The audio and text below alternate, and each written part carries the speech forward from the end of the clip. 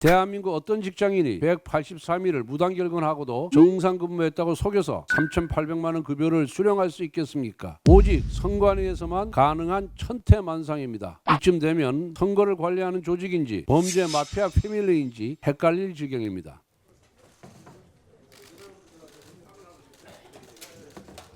지난 27일 감사원은 선관위 채용 등 인력관리 실태 감사보고서를 공개했습니다. 전국 17개 시도 선관위가 2013년에서 2022년까지 실시한 총 167회 경력 경쟁 채용을 전수점검한 결과 총 662건의 규정 위반이 발견되었습니다. 김세환 전 사무총장의 아들은 선관위 조직적 특혜를 받아 경력 채용되었고, 송봉섭 전 사무차장은 딸이 선관위로 가고 싶다고 하자 직접 채용을 청탁해서 입사시켜줬습니다. 고위직부터 중간 간부까지 선관위 곳곳에 가족 채용 청탁과 편법 채용이 난무했습니다. 하지만 중앙선관위는 아빠 찬스 채용을 고발하는 투서를 받고도 도리어 뻔뻔하게 선관위는 가족회사다, 친인척 채용 정탕이 있다면서 문제없음으로 종결했습니다. 선관위 스스로 가족회사라고 칭한 것은 그만큼 조직 전체가 채용 비리를 당연시 해왔다는 것입니다. 21세기 근대 국가에서 상상할 수 없는 음서제 집단이 바로 선관위였던 것입니다. 그뿐만이 아닙니다. 고위직 나눠먹기, 장기 무단결근, 급여 과다 수령, 병가 셀프 결제, 근무 중 로스쿨 진학 및 졸업까지 그야말로 엽기적인 부정과 비리가 파노라마처럼 펼쳐졌습니다. 일반 사기업이나 다른 공공기관이었다면 정직, 파면 등 중징계에 해당하는 사안들입니다. 대한민국 어떤 직장인이 183일을 무단결근하고도 정상근무했다고 속여서 3,800만 원 급여를 수령할 수 있겠습니까?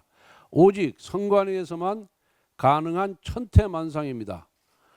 그런데 선관위는 친인척 채용 논란이 생기자 서류 파기를 지시하는 등 범죄 행위의 은폐를 시도했습니다.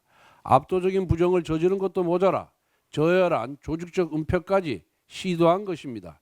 이쯤 되면 선거를 관리하는 조직인지 범죄 마피아 패밀리인지 헷갈릴 지경입니다. 지금의 선관위는 대한민국 그 어느 조직보다도 썩은 상태입니다.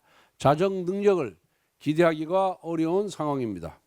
어제 헌법재판소는 선관위가 감사원을 상대로 제기한 권한쟁의 심판에 대해 인용 결정을 내렸습니다.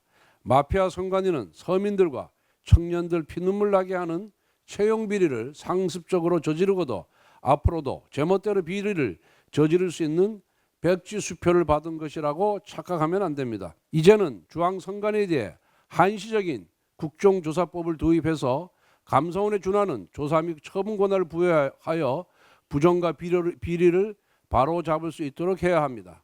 나아가 선관위 견제 감시를 강화하기 위해 선관위의 실무 책임자인 사무총장에 대한 국회 인사청문회도 도입하겠습니다.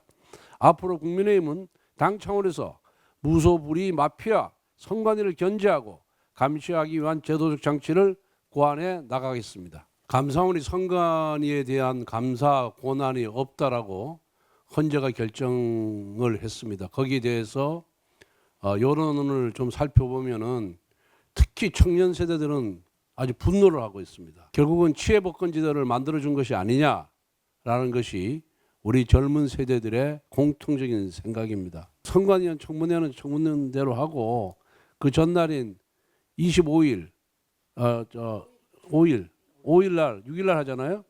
5일 날이라도 긴급 회의를 하자 그래가지고 민주당에 요청해서 그 선관위를 상대로 어떻게 이 문제를 해결할 것인지, 어떻게 제도적인 장치를 만들 것인지를 한 번 더 따져 물어야 국회가 본연의 역할을 하는 것이라고 국민들은 믿을 것입니다. 만약 여기에 대해서 민주당이 반대한다 그런다면은 민주당은 선관위의 그런 부패 집단인 선관위를 통제하는 세력으로 볼 수밖에 없다는 점을 분명히 합니다.